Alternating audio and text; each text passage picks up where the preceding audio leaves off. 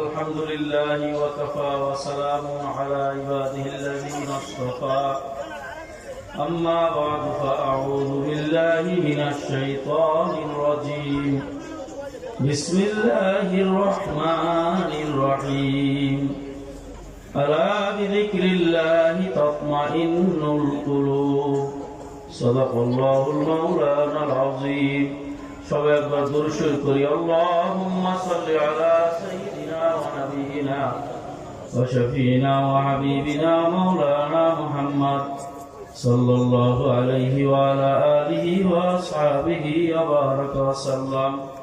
এইভাবেই থাকবে, বাইরে সাউন্ড আসতেছে, এটা একটু কমে যাবে, বাইরে আওয়াজ আসতেছে।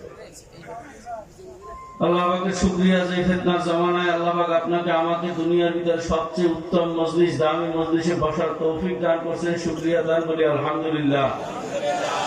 ভাইরা আমার, বয়ান না, শুধু সংক্ষেপে কয়েকবার আমরা একটু জিকির করবো। জিকিরের মধ্যে হযরত পীর সাহেবের চরণায় চলে আসবেন, তার নাম আলাদা ঘোষণা হবে না।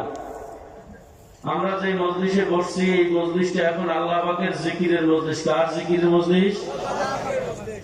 সরদার দো জাহান জনাব রাসূলুল্লাহ সাল্লাল্লাহু আলাইহি ওয়াসাল্লাম বলেন, আমি কি তোমাদেরকে এমন একটা আমলের কথা বলবো যে আমলটা দুনিয়া এবং আখিরাতে উভয় জাহানে তোমাদেরকে কামিয়াবি দিয়ে দেবেন। সাহাবায়ে কেরাম বলেন, আরজ করলেন, ইয়া রাসূলুল্লাহ, অবশ্যই বলবেন। আল্লাহর হাবিব বলেন, আলাইকুম বিমাজালিসিজ যিকির, তোমরা তোমাদের উপরে জিকিরের মজলিসকে ওয়াজিব করে নাও। বাইরে সামনে আসতে, তোমরা জিকিরের মজলিসকে তোমাদের উপর, অর্থাৎ যখনই জিকিরের মজলিস পাবা বসে যাও। অন্য হাদিসে আল্লাহর হাবিব ফরমান, ইজা মারাতুম বিরিয়াজিল জান্নাতি ফাতাউ কিলা ইয়া রাসূলুল্লাহ মা রিয়াজুল জান্নাহ ক্বালা হালাকুজ যিকির ওয়া কামা ক্বালা আলাইহিস সালাতু ওয়াস সালাম। আল্লাহর হাবিব বললেন, দুনিয়াতে যেখানেই বেহেশতের বাগান পাও ঢুকিয়ে যাও, ফল ভক্ষণ করো। সাহাবায়ে কেরাম বললেন, দুনিয়ায় বেহেশতের বাগান কোনটা? আল্লাহর হাবিব বললেন, জিকিরের মজলিসগুলো হলো দুনিয়াতে বেহেশতের বাগান। বলেন সুবহানাল্লাহ। সাহাবায়ে কেরাম জিজ্ঞেস করলেন, এর ফল কি? আল্লাহর হাবিব বললেন, সুবহানাল্লাহ, আলহামদুলিল্লাহ, আল্লাহু আকবার, লা ইলাহা ইল্লাল্লাহ। এগুলো হলো জিকিরের বাগানের ফল। বলেন সুবহানাল্লাহ।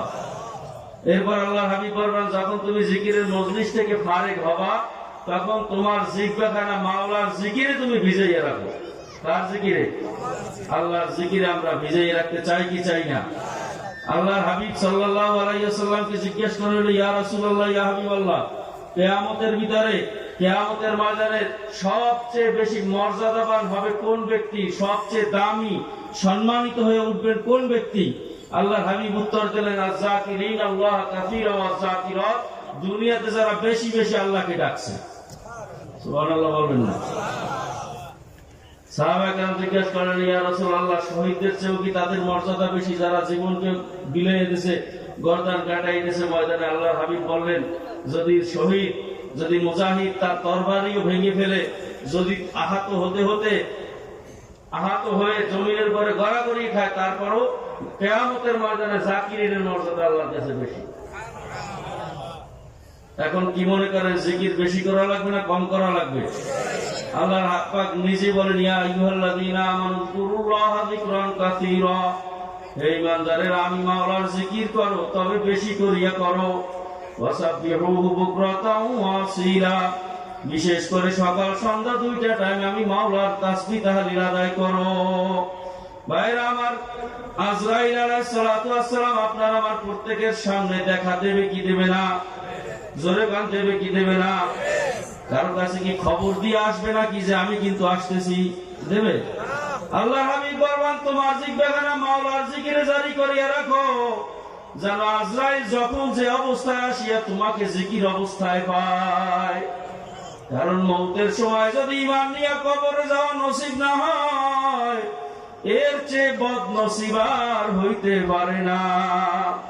আর কুল্লু ইনাইয়া তারাশাউ বিমা ফিহি, যেই পাত্রে যা থাকে কাজ করলে তাই পড়ে। যার কলবে মাওলার জিকির, যার জবানে মাওলার জিকির, ওই আজরাইল যখন আসিয়া হঠাৎ সামনে দাঁড়াইয়া যাবে, তার জবান থেকেও মাওলার জিকির বাইর হবে। কথা ঠিক না বেঠিক? এই জন্য আমরা নিয়মিত আল্লাহ পাকের জিকির করতে রাজি আছি কি? আল্লাহু আকবার বলে হাত জাগাই।